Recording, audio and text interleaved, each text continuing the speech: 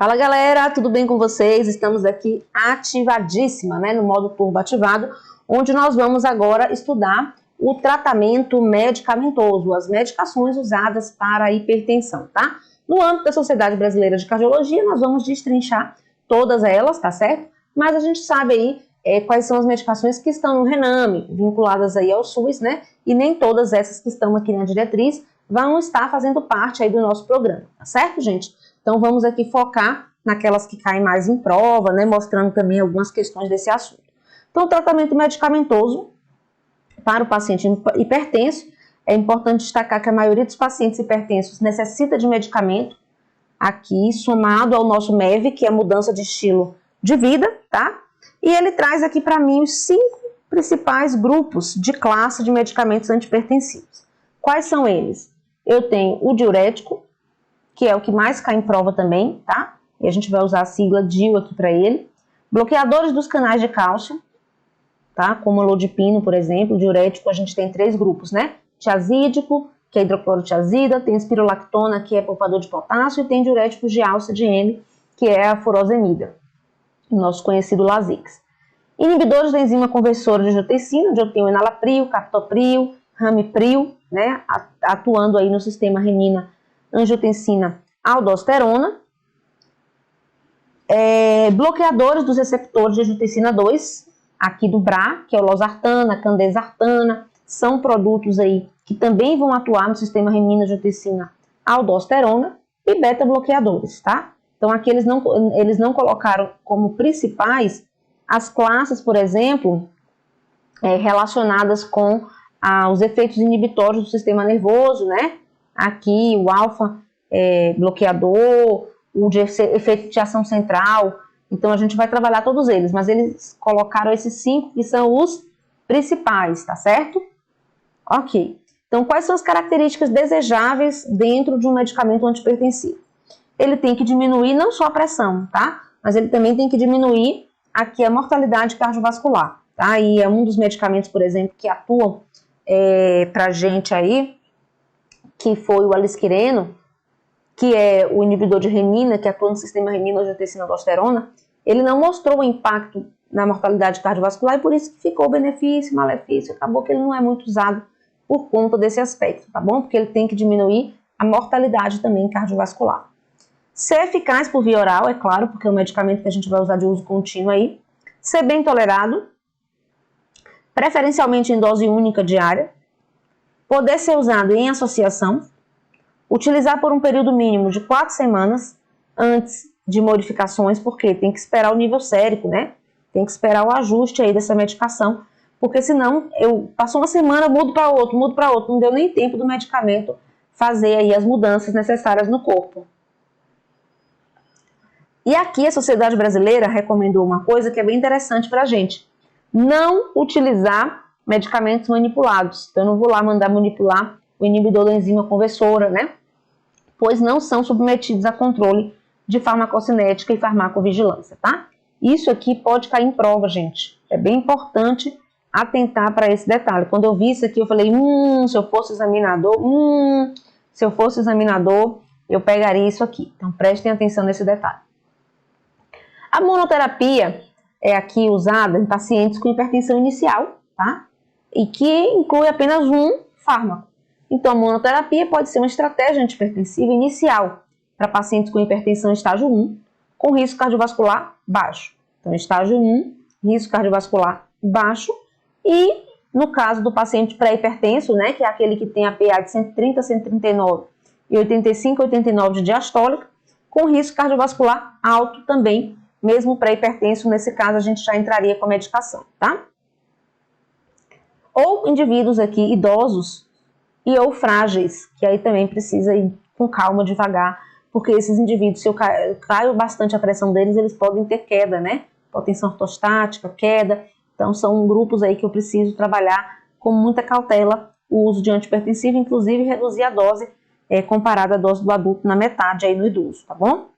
Ok, nesses perfis de paciente, a redução da PA desejada é pequena ou deve ser feita de maneira gradual, de modo a evitar eventos adversos, tá? E aí tem o diurético, o beta-bloqueador o beta-bloqueador não, gente, bloqueador de canal de cálcio, inibidor da enzima conversora e os bloqueadores dos receptores de angiotensina. Então, esses são os medicamentos usados em imunoterapia de maneira mais frequente. Professora, você falou beta-bloqueador. Sim, o beta-bloqueador vai ser usado em imunoterapia também, em situações específicas, como aqui no paciente jovem, tá bom? Então, essa é a recomendação para imunoterapia com beta-bloqueador lá da sétima diretriz, tá? Esse aqui, ele não reforçou, ele só falou situação específica. Situação específica, não explicou que essa situação específica, o beta-bloqueador na monoterapia, mas como está na sexta diretriz, a gente vai conectar aqui essa informação com vocês, tá bom? E a combinação de fármacos? Quando que eu vou acrescentar o segundo medicamento antihipertensivo? É a estratégia terapêutica preferencial para a maioria dos hipertensos, independentemente do estágio da hipertensão e do risco cardiovascular associado. Então, o ideal é pelo menos aqui 2 fármacos, tá? Diuréticos. E esses 2 fármacos, quando a gente usa em combinação, gente, eles vão estar de uso aqui de modalidades diferentes, tá certo? Diurético. Então, aqui, bancas como VUNESP, CESP, FCC e várias outras costumam cobrar a ação dos medicamentos antihipertensivos. A IBFC também cobra bastante, né?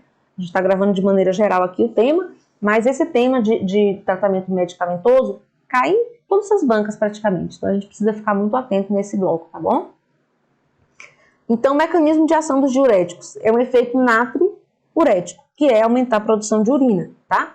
E como eu vou liberar mais urina, né, eu vou diminuir o volume circulante no meu volume aqui extracelular, que é na corrente sanguínea, tá? E reduz também no ambiente aí conectado com o terceiro espaço, diminui edema também, tá?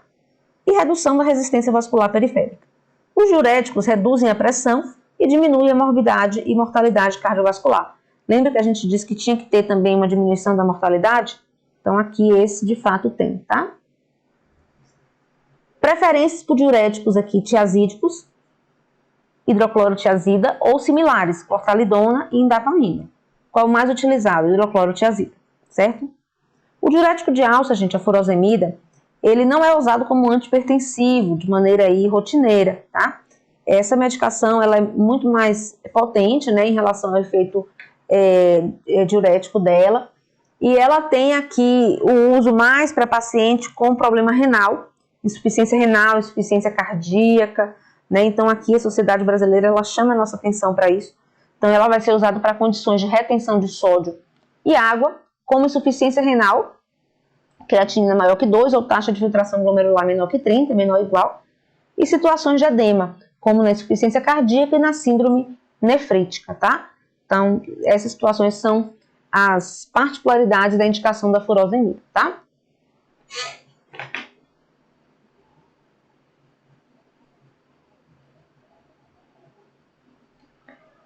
O diurético poupador de potássio, que é o espirolactona, costuma ser utilizado junto com o tiazídico ou de alça para poupar o potássio que vai ser perdido com esses outros diuréticos, tá bom? Agora os efeitos adversos, isso aqui é importante. Fraqueza, cãibra, pela falta de potássio, né? Principalmente aí os que não são poupadores de potássio. Hipovolemia, porque pode diminuir bastante a quantidade de volume. Disfunção erétil, e os antihipertensivos, muitos deles causam disfunção erétil, e isso acaba sendo um fator de diminuição de adesão ao tratamento. Hipopotassemia, hipomagnesemia, e tanto a diminuição do potássio quanto do magnésio pode aí juntos potencializar arritmias cardíacas, tá? E principalmente extrasístoles. Essa hipopotassemia reduz a liberação de insulina, tá? A insulina tem um mecanismo de interação muito forte com o potássio, tá certo, gente? E no caso aqui, a diminuição desse potássio na corrente sanguínea vai diminuir a liberação de insulina. E por isso que os diuréticos, então, aumentam a intolerância à glicose e o risco de desenvolver diabetes mellitus tipo 2. Eu quero que você pare tudo. Parou, anotou. Anota aí que diurético e beta-bloqueador aumentam a intolerância à glicose, tá bom?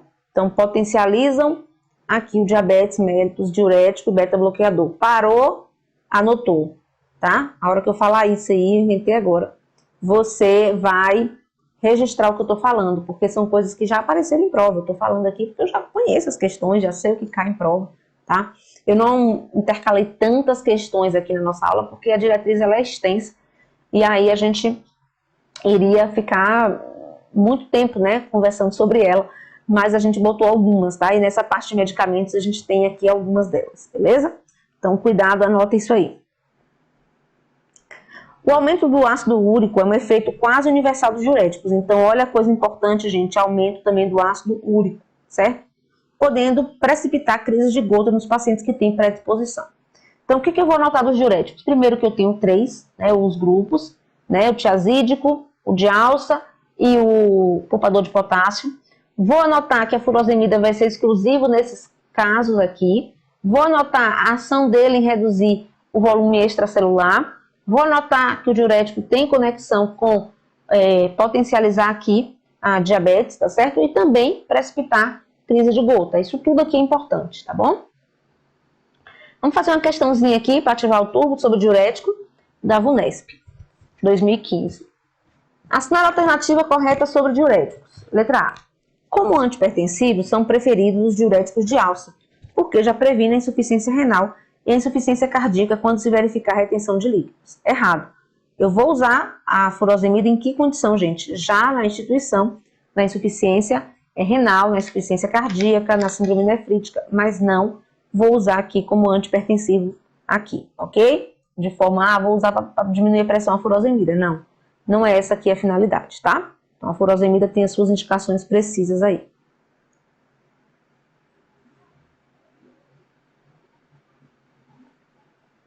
O mecanismo de ação antipertensiva dos diuréticos, inicialmente, ocorre pelo efeito de eliminação de líquido e sal pela urina.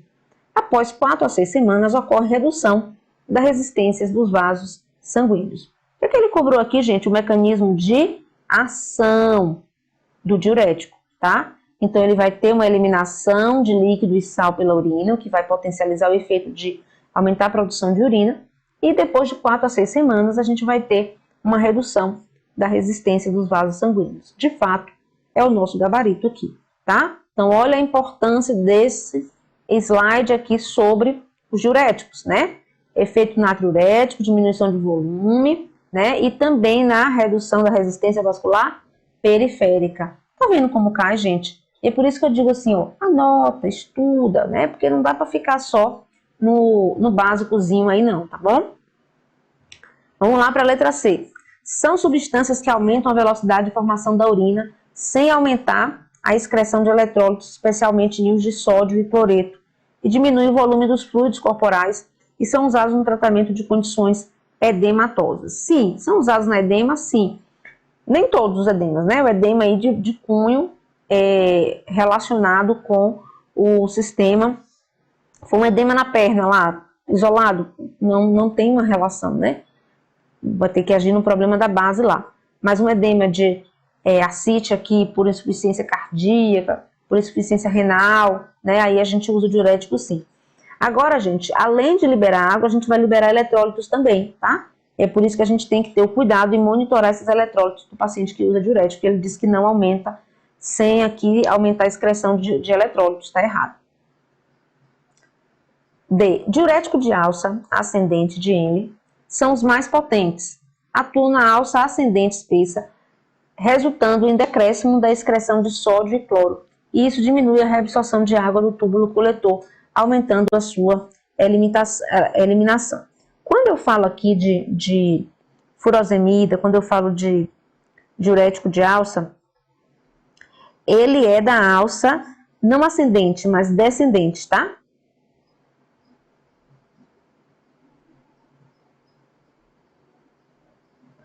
Então, eu tenho aqui, ó, o diurético de alça.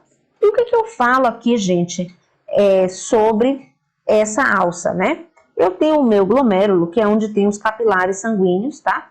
Envolvidos pela minha cápsula de Bowman, aqui do néfron, né? Aqui eu tenho os túbulos contorcidos proximais, depois eu tenho a alça de Henle, túbulo contorcido distal, né? E vai ali a produção da urina sendo formada para o cálice renal, né? Observe que aqui eu vou ter, né, a passagem do plasma, né, para os túbulos, tá? onde vai ser reabsorvida algumas substâncias aqui, certo? E aqui na alça de Henle é onde vai estar reabsorvendo água, né? Água e sódio aqui. E aí é bem nessa alça descendente que a gente vai estar evitando que essa água seja reabsorvida, ou seja, a gente vai eliminar aqui essa água nesse espaço, tá certo? Então é importante a gente esclarecer isso aqui com vocês. E ele está dizendo que atua na alça ascendente, então a gente vai ver que é a descendente, e tem aqui, não é decréscimo, não é diminuição, um aumento da excreção, né, de água e de eletrólitos, tá? Entre os efeitos desejáveis dos diuréticos, ressalta-se a hipopotassemia e a hipomagnesemia, que pode induzir arritmias ventriculares, e a hiperuricemia. É ainda relevante o fato dos diuréticos poderem melhorar a tolerância à glicose. Totalmente contrário do que de fato é, né? Vamos corrigir aqui, gente, para a gente aprender.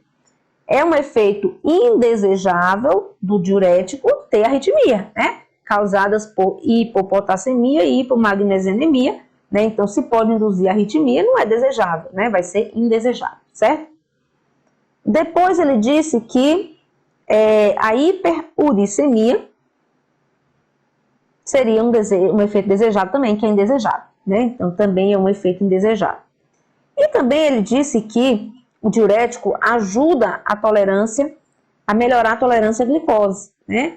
O que é que o diurético faz, gente? Ele vai piorar, né? Vai piorar a nossa intolerância à glicose, tá certo? Então, ele trocou aqui vários terminhos e tornou o item falso. Ou seja, para responder essa pergunta, a gente tinha que estar mesmo com conhecimento daqueles slides que eu te falei. Olha, peguei muita coisa importante aqui pra gente, conectado aqui com o diurético.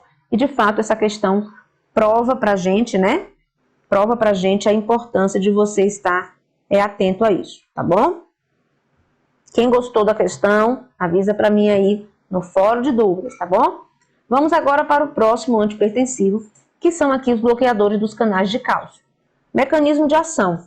Bloqueia os cálcios, o canal aqui de cálcio na membrana das células musculares lisas das arteríolas.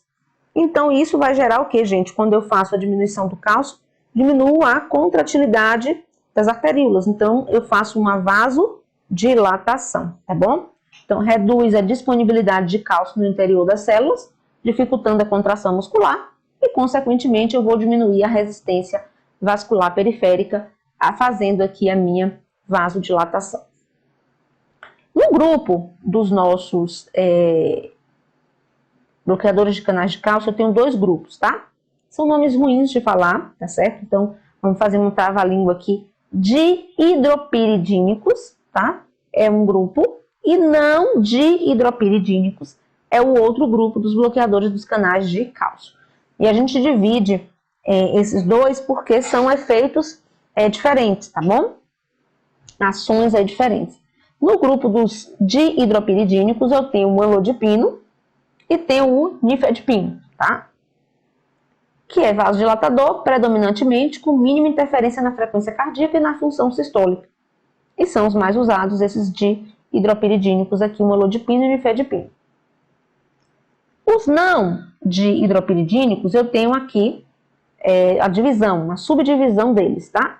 Que é difenilalquilamina, que é a verapamil, e as benzotiazepinas, que é o diltiazem, tá? Então, nós vamos ter aqui esses outros bloqueadores dos canais de cálcio como grupo dos não dihidropiridínicos, né? E subdivididos aqui nesses dois outros grupos.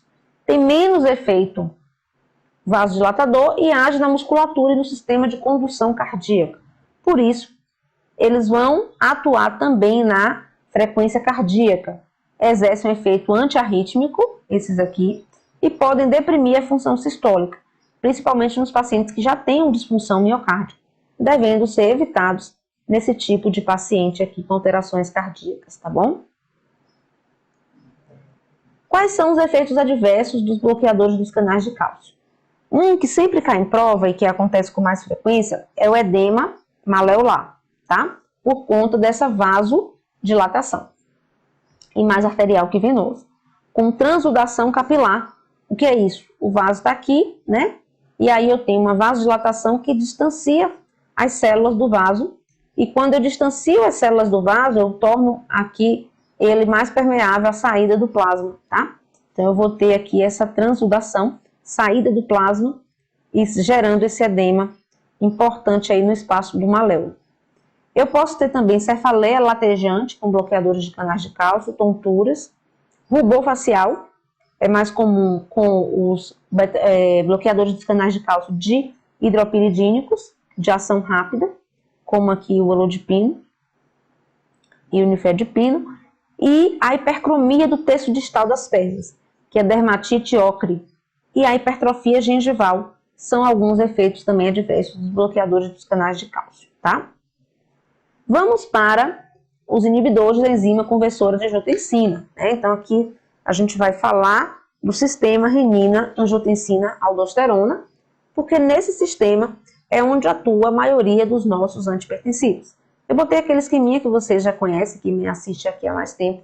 Toda prova que eu comento que tem uma questão sobre isso, e muitas questões caem nisso, a gente relembra aí o sistema renina-angiotensina-aldosterona, né? Então eu tenho um angiotensinogênio produzido pelo fígado, que vai ser transformado em angiotensina 1 por meio da renina, que é produzida pelo rim. Essa angiotensina 1 vai ser transformada em angiotensina 2 por meio da enzima conversora de angiotensina, produzida no pulmão. E aí eu vou ter, de fato, essa angiotensina 2 tendo um efeito aí vasoconstrictor, né, já diminuindo a luz do vaso, ou seja, aumenta a resistência vascular periférica, ou seja, aumenta a pressão arterial. Além disso, essa angiotensina 2, ela estimula a suprarrenal a produzir aldosterona, que é quem vai reter sódio e água. E aí também aumentando o volume circulante, também aumenta a pressão. Então, tudo que eu quero no tratamento antipertensivo é bloquear esse sistema renina-angiotensina-aldosterona. Tem um grupo de pacientes especial que não podem usar medicamentos dessa atuação, né, no sistema renina-angiotensina-aldosterona, que são as gestantes, tá? Então, tem associação aí com alterações na gestação, então a gente não vai indicar para gestantes os inibidores da enzima conversora de angiotensina, tá? As gestantes, elas podem usar, por exemplo, a metildopa, que é um dos antipertensivos que a gente vai falar já já. No caso aqui, então, a ação principal da inibição da enzima conversora é essa, né? É evitar que a angiotensina 1 se transforme em angiotensina 2, tá? E porque essa angiotensina 2 é vasoconstrictora e também redução da degradação da bradicinina, que é vasodilatadora, ou seja, torna a bradicinina aí mais disponível. E por tornar essa bradicinina mais disponível, a gente também estimula a tosse, que é um dos efeitos aí adversos, né, da nossa inibição da enzima conversora de angiotensina, tá bom? São eficazes no tratamento da hipertensão, reduz também a mortalidade cardiovascular, são comprovadamente úteis em outras drogas aí, como outra droga de doença cardiovascular também, insuficiência cardíaca, com fração de ejeção reduzida, inibe o remodelamento cardíaco pós-infarto, além de possíveis propriedades anti-ateroscleróticas. Também retardam o declínio da função renal em paciente com nefropatia diabética ou outra etiologia, ou seja, é um medicamento que é top de linha no sentido de ser bom. Ele diminui a pressão, preserva o coração, preserva o rim. Então a gente tem aí uma ação boa para ele. O efeito adverso tem a ver com aquela questão da bradicinina, é aqui a tosse seca, que acontece em considerável quantidade de pessoas aí de 5 a 20%, e é contraindicada em gestante, como todos os medicamentos que atuam no sistema renina-angiotensina-aldosterona, tá? O professor explicou de forma simples, né, o sistema renina-angiotensina-aldosterona, e aqui eu trouxe a fotinha que eu gosto, né, apesar de estar aí em outra língua, né, mas dá para entender facilmente. Aqui é pra gente esse sistema, onde eu tenho a desidratação ou um outro fator, hemorragia, que faz uma queda da pressão arterial. Quando cai a pressão, a gente vai estimular esse sistema, né, por conta da diminuição da pressão arterial. E aí o meu rim vai lá e diz assim, toma renina, né, e produz renina. Essa renina vai pegar o angiotensinogênio produzido no fígado e transformar em angiotensina 1. Aí eu vou pegar a enzima conversora que é produzida no pulmão e transforma em angiotensina 2, que já vai ter o efeito vasoconstrictor das arteríolas, já vai aumentar a pressão. Mas como se isso não fosse suficiente, ela também estimula o córtex da suprarrenal a produzir a aldosterona, que retém sódio e água, né? E vai aí aumentar a reabsorção desses produtos, e isso vai fazer aumentar o volume sanguíneo, e dessa forma a gente vai ter o aumento da pressão arterial aqui, por meio desse sistema. E aí eu vou ter medicamentos aqui, gente, que vão atuar em diversos locais, né? Eu tenho aqui o inibidor de renina, que já corta o sistema do início, que é o alisquireno. Eu tenho o inibidor de ECA, que já vai atuar aqui na prevenção de conversão da angiotensina 1 e angiotensina 2. E eu tenho o inibidor aqui dos receptores de angiotensina, né, que vai ser aqui a atuação do BRA, bloqueador de receptor de angiotensina, e aqui IECA, e aqui o alisquireno. Tá? Então, tem vários medicamentos atuando nessa cascata aqui de antihipertensivo, tá? Vamos na questão de número 14 aqui pra gente. Eu quero caneta vermelha. FUVEST da USP 2021. É porque a prova é da residência do final do ano de 2020, tá? A hipertensão arterial é a doença crônica controlável e um importante fator de risco para o desenvolvimento de doenças cardiovasculares, pois ocorre nos pacientes hipertensos aumento da concentração de angiotensina 2. Sim, a angiotensina 2 vai potencializar. Um potente vasodilatador? Não. A angiotensina 2 é vasoconstrictor e ele também aumenta a musculatura lisa, né, das arteríolas aqui, por isso que vai aí potencializar esse efeito vasoconstrictor, tá? Vai fazer com que haja uma contração mais intensa dessa musculatura. B. Diminuição da concentração de angiotensina 2, não, a gente aumenta a angiotensina 2. Aumento da concentração de angiotensina 2, um potente vasoconstrictor, que além de produzir hipertensão, provoca aumento da musculatura lisa. Gabaritou, né? Gabaritou aqui os detalhes da angiotensina 2, e aqui ele vai dizer diminuição da angiotensina 2, e aqui ele vai dizer que é vasodilatador, né? Então, já vamos descartar. O objetivo da questão foi mostrar para você o que a angiotensina 2 faz. Vasoconstrictor, aumenta a musculatura lisa, aumenta a pressão arterial e ainda estimula o córtex da suprarrenal a produzir aí aldosterona, tá? Vamos para o bloqueador do receptor AT1 da angiotensina 2. Ou seja, eu produzo a angiotensina 2, mas ela não vai ter ação, porque o receptor dela não vai estar ativado aí, tá certo? Então, os nossos BRA, que são os bloqueadores, antagonizam a ação da angiotensina 2 por meio do bloqueio específico dos receptores AT1, responsáveis pelas ações vasoconstrictoras, proliferativas e estimuladoras da liberação de aldosterona. Proliferativa da musculatura. Lembra que eu falei que ele vai estimular aqui a questão aqui, ó, de aumentar a musculatura lisa, né? Isso quer dizer esse termo aqui, proliferativo, tá? Quando eu uso esses bloqueadores aqui, a gente está inibindo essa ação dela.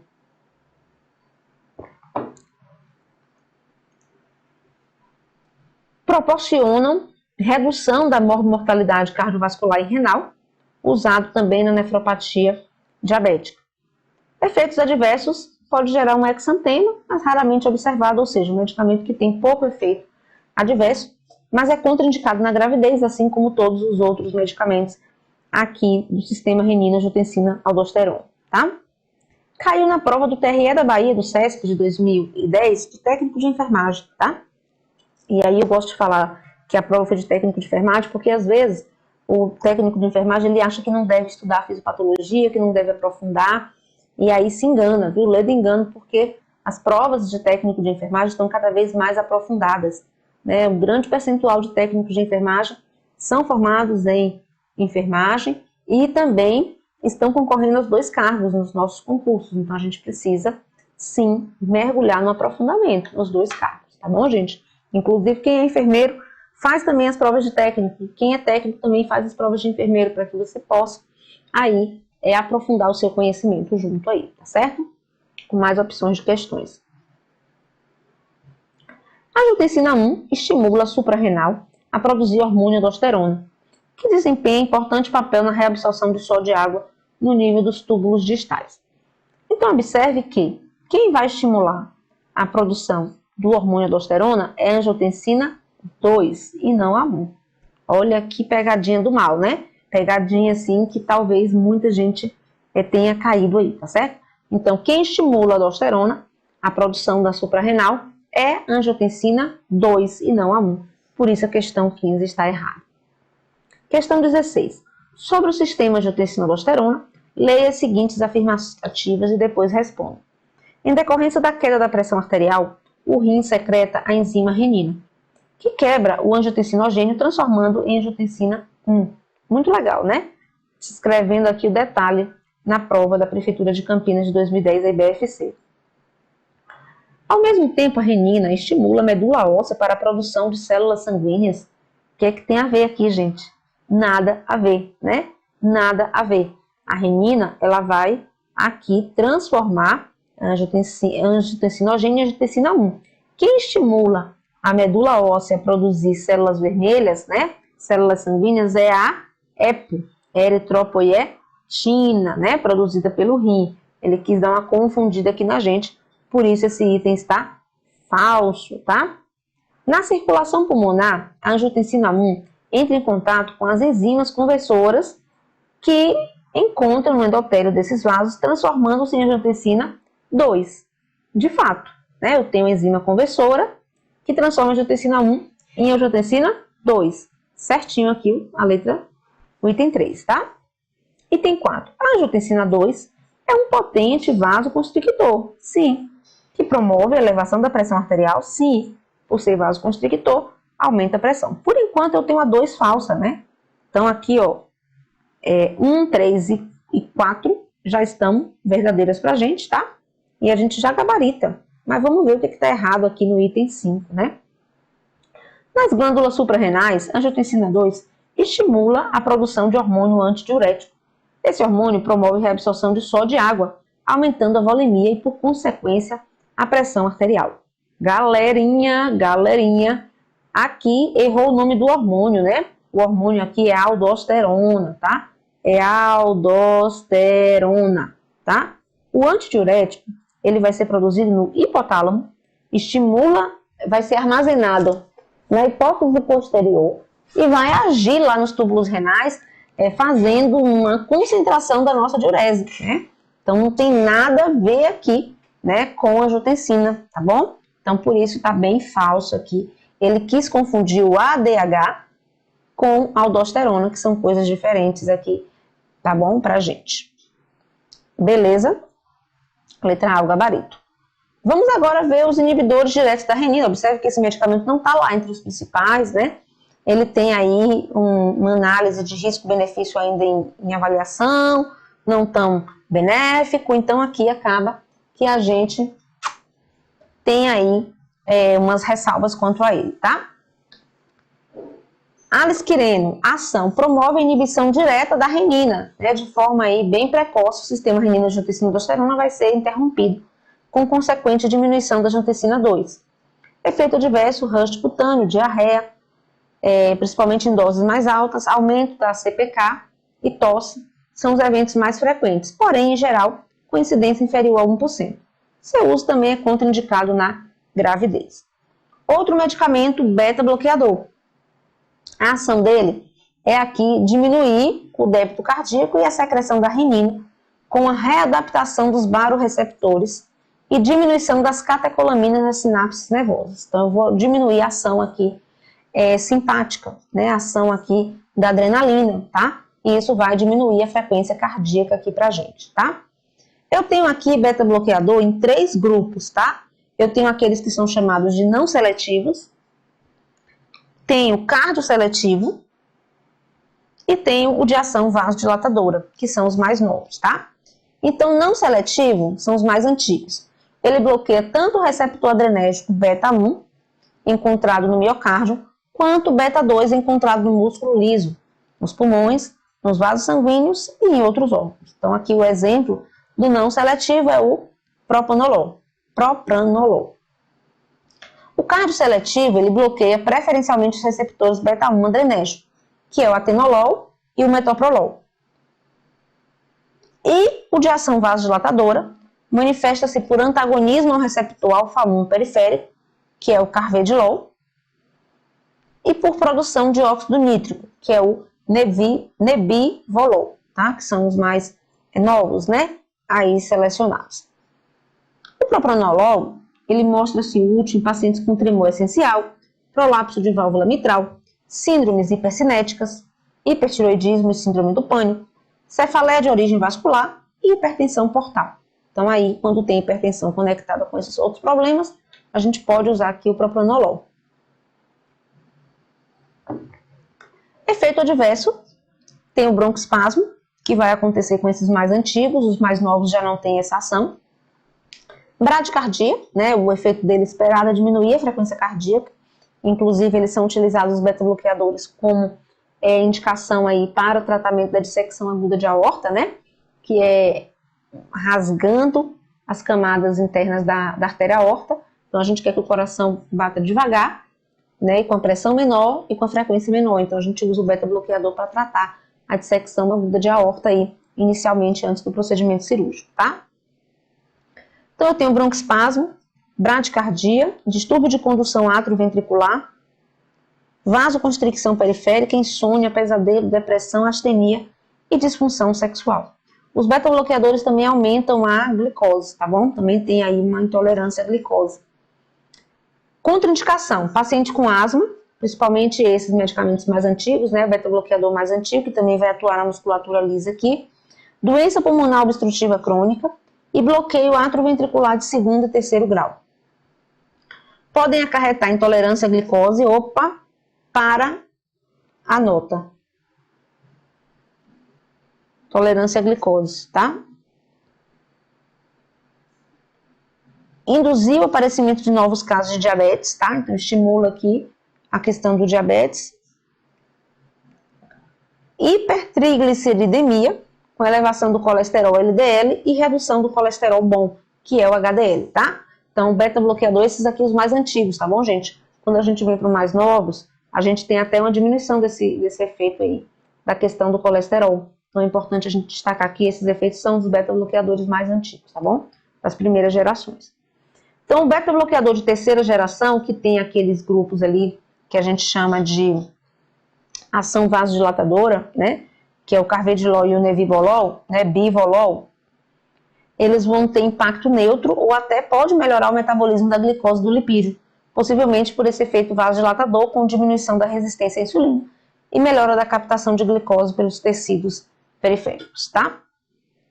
Outra medicação importante aqui, ó, são os medicamentos de ação central, simpatolítico de ação central. Exemplo, metildopa e clonidina. Quem é a clonidina, gente? É a nossa atensina, né? A ação, estímulo dos receptores alfa-2, que estão envolvidos em sistemas aqui de inibir o sistema simpático, simpático inibitório. Simpato inibitório. Diminuição da atividade simpática e do reflexo dos baroreceptores, o que contribui para a bradicardia relativa e a hipotensão notada na posição ortostática. Discreta diminuição da resistência vascular periférica no débito cardíaco, redução dos níveis plasmáticos de renina e retenção de fluidos. A metildopa encontra aqui sua principal indicação na hipertensão durante a gestação. Reações aqui de efeitos adversos, reação autoimune como febre, anemia hemolítica, galactorreia e disfunção hepática.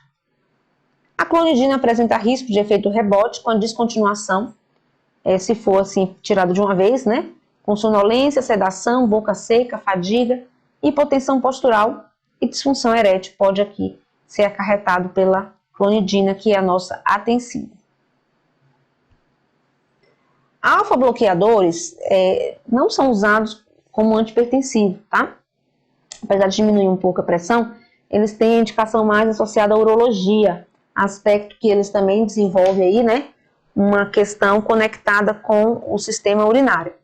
Então, aqui são antagonistas competitivos do alfa-1 receptores pós-sinápticos, levando à redução da resistência vascular periférica sem maiores mudanças no débito cardíaco. O efeito hipotensor é discreto, como monoterapia, sendo usado aí ou como associação, né, com outro antihipertensivo, ou para outros casos de indicação como na hipertrofia prostática benigna, né? Que aqui a gente vai usar isso para hipertrofia prostática benigna. Então, apresenta uma contribuição favorável e discreta no metabolismo lipídico e glicídico, e em especial na melhora da sintomatologia relacionada à hipertrofia prostática benigna. Efeito adverso, eu vou ter incontinência urinária em mulheres, porque pode causar aqui, pode ser causada com o uso desses alfa-bloqueadores, e a evidência que o paciente tratado com daxososina tem maior risco de incidência de insuficiência cardíaca congestiva. Esses outros a gente está passando um pouco mais rápido, porque são menos cobrados em prova no contexto de antipertensivo. O que cai mais? Inibidor de enzima, diurético, beta-bloqueador, né? São aqueles que mais aparecem nas nossas provas aqui, e o bloqueador de canal de cálcio. Esses últimos aqui caem com menor intensidade, mas também caem. A gente também precisa falar, não dá para ficar sem falar deles, tá bom? Os vasodilatadores diretos, eu tenho a hidralazina, que também é usada em gestação, tá? E o minoxidil, que atua diretamente relaxando a musculatura lisa arterial, levando à redução da resistência vascular periférica. Efeito adverso, eu tenho aqui a cefaleia com hidralazina, taquicardia reflexa, anorexia, náuseas, vômito e diarreia. E o minoxidil pode causar surtismo, isso aqui já caiu numa prova, tá? Da VUNESP, inclusive. Então, 80% dos pacientes, ou seja, aumenta a produção de pelos, né? Eu, que já sou peluda, se tomar um negócio desse, então, já pensou? Jesus de misericórdia, né? Então, surtismo e aumento da produção de pelos causado pelo minoxidil. Vamos no próximo slide aqui fazer a questão de número 17, né? Que vai trabalhar de forma aprofundada os antihipertensivos, tá? 5 itens para a gente ativar o modo turbo aí. Sobre o tratamento medicamentoso da hipertensão arterial sistêmica, lê as afirmativas a seguir assinale a alternativa correta.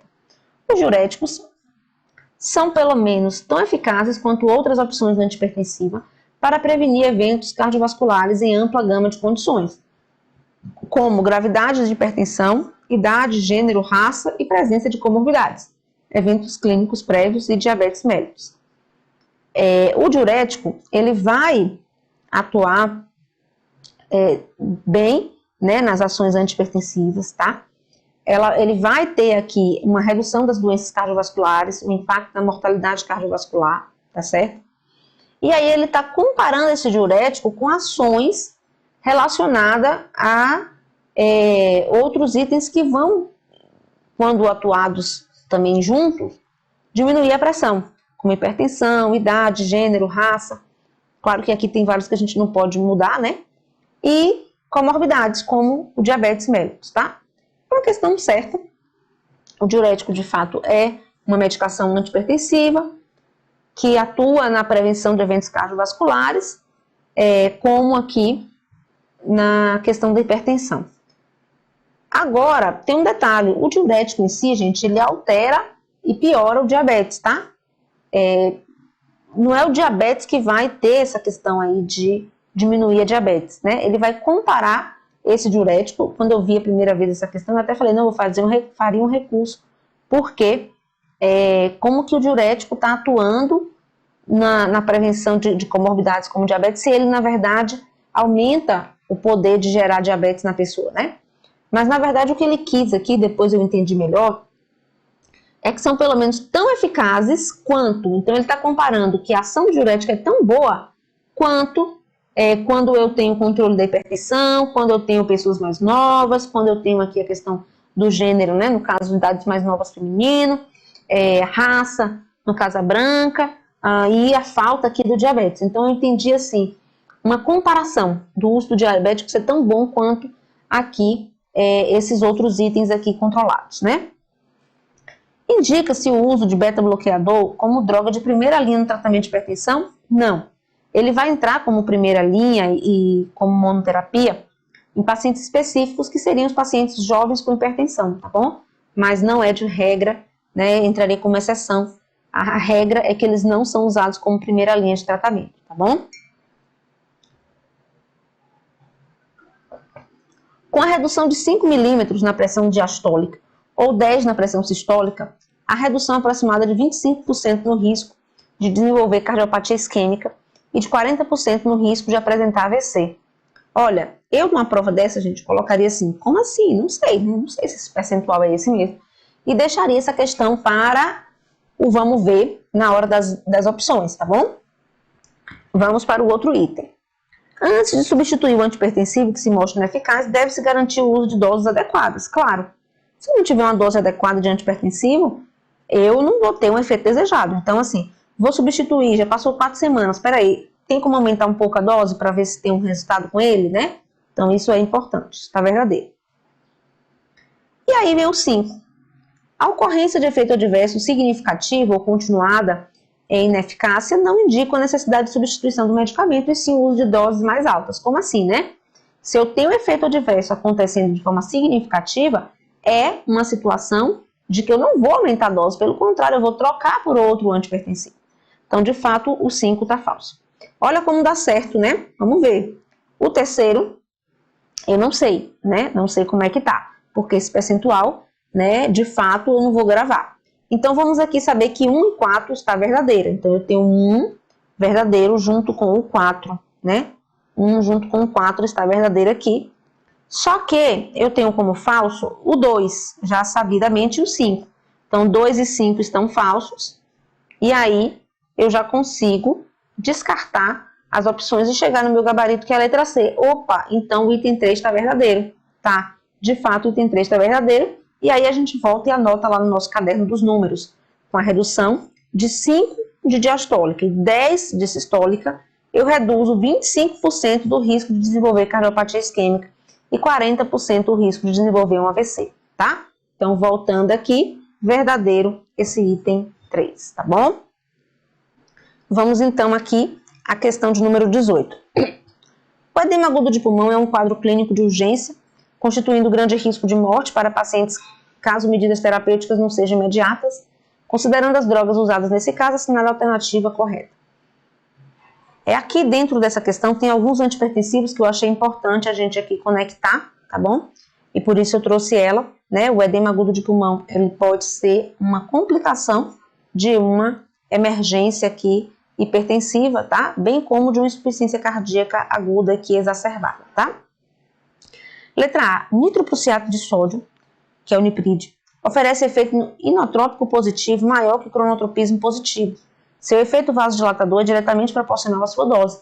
No entanto, aumenta a automaticidade do nó sinusal e a condutividade do nó atroventricular e dos ventrículos, podendo causar ataque a arritmias importantes. O nitroprusiato de sódio é o nipride, gente. Ele não tem efeito inotrópico, no sentido de aumentar a força de contração, nem como antiarrítmico. Ele é aqui um vasodilatador, tanto arterial quanto venoso, tá? Então, tá errado aqui essa alternativa. B. Bloqueadores dos canais de cálcio, ó, é um bloqueador alfa e beta que, utilizado na forma intravenosa, produz redução dos níveis pressóricos? Errado. Bloqueadores dos canais de cálcio bloqueia os canais de cálcio, né? Não tem nada a ver com bloqueador alfa e beta. A bloqueador beta é o beta-bloqueador, o propanolol, o atenolol, né? E tem os bloqueadores alfa também, que são simpático aí, inibitórios, né? Que não é o caso aqui do nosso caso de bloqueador de canal de cálcio, tá? Dobutamina, por seu efeito vasodilatador venoso e arterial, costuma oferecer rapidamente redução da pressão arterial e de forma segura, desde que adequadamente monitorada. Isso aqui que ele está botando é sobre o nitroprusiato, tá bom? Nipride é o que é vasodilatador arterial e venoso. A dobuta, ela sim, trocou aqui, né? Tem um efeito inotrópico positivo. O que é esse efeito inotrópico? Aumenta a força de contração, tá bom? Então, houve uma troca aqui de conceitos, tá certo? E a letra D, nitroglicerina ou nitratos devem ser administrados sobre a forma sublingual e são efetivos tanto no edema agudo de pulmão, por isquemia, como por outras causas. Os valores da pressão arterial devem ser rigorosamente monitorados, evitando-se pressão arterial sistólica menor que 90.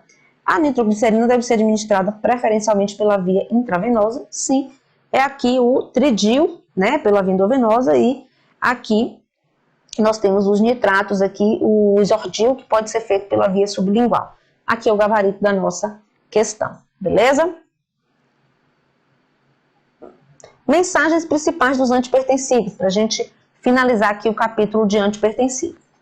Os objetivos primordiais do tratamento antihipertensivo são redução da pressão arterial e também reduzir o risco cardiovascular. O tratamento medicamentoso deve ser associado à mudança de estilo de vida. As classes preferenciais: diurético tiazídico, bloqueador ou similar, que é a clortalidona, né? Bloqueador dos canais de cálcio, inibidor da enzima, e o BRA, e o beta-bloqueador só com indicação específica, esse último. Combinação de fármacos é a estratégia inicial recomendada, para hipertensão de estágio 1, de moderado e alto risco, e estágio 2 e 3, preferencialmente em comprimido único. A monoterapia deve ser considerada para hipertensão estágio 1, de baixo risco, e para muito idosos ou indivíduos frágeis. O início do tratamento com combinação de 2 fármacos deve ser feito com um inibidor da enzima ou bloqueador de receptor de angiotensina associado a um diurético tiazídico ou um bloqueador de canal de cálcio. Quando não se atinge o controle da PA com a combinação de 2 fármacos, deve ser prescrita a combinação de 3, habitualmente um IECA ou um BRA, associado a um diurético tiazídico ou similar, e bloqueadores dos canais de cálcio. Caso necessário, a quarta droga, aí sim entraria a espirolactona aqui como quarta droga. Ok? Isso que a gente falou aqui na mensagem principal está desenhado nesse esquema lá da nossa diretriz, tá certo? Onde eu tenho a monoterapia com essas opções, sendo o beta-bloqueador apenas para situações específicas, tá? E a monoterapia é uma exceção para esses grupos aqui de risco de sofrer hipotensão, né? A partir de estágio 1, já com risco moderado e alto, ou estágio 2 e 3, o ideal é já começar o tratamento com combinação, tá certo? E aí ele traz as possíveis combinações aqui, tá? E se não melhorar, aí vai combinando o terceiro fármaco e o quarto fármaco aqui, que seria a situação de obter esse controle desse paciente de qualquer jeito, né? Aqui o início do tratamento com intervenção no estilo de vida farmacológico em relação a que tipo de paciente que a gente vai ter aí essa introdução. Início de intervenção no estilo de vida, todo mundo tem que melhorar o estilo de vida, né? E início da terapia, com o estágio já 2 e 3, a gente já vai fazer o diagnóstico, o uso de medicação. No estágio 1, com risco moderado, cardiovascular ou alto, há o diagnóstico também. Paciente com estágio 1 e risco baixo cardiovascular ou pré-hipertenso, aqui, ó, aguardar 3 meses pelo efeito de intervenção no estilo de vida, dá tempo de esperar um pouco. Idosos frágeis ou muito idoso, eu só vou começar a medicação, gente, com a PA sistólica maior ou igual a 160, porque hipotensão nesse idoso pode gerar queda. Eu tenho que ter muito cuidado com isso. E idoso tem muito pseudohipertensão por conta aí da rigidez arterial, tá certo? Então tem que ter muito cuidado com o tratamento de antihipertensivo em idoso. Por isso que eu só vou começar o tratamento no idoso com a pressão arterial maior que 160. Idosos rígidos, né, mais inteiros, aí eu posso começar com maior que 140, tá? Indivíduo pré-hipertenso, sem doença cardiovascular pré-existente, risco cardiovascular baixo ou moderado, não recomendado iniciar medicamento de cara, tá? Terminamos o capítulo de medicamentos. Eu fiz um bloco só para ficar as informações mais juntinhas aqui, né, do tratamento medicamentoso. Nos próximos blocos veremos aí hipertensão na gestante, hipertensão também na criança, né, particularmente aí, tá certo? E algumas outras considerações de grande relevância para a gente na hipertensão arterial conectada com a nossa diretriz. Então, modo turbo aí, ó, ativadíssimo. Segue comigo no próximo bloco da nossa disciplina.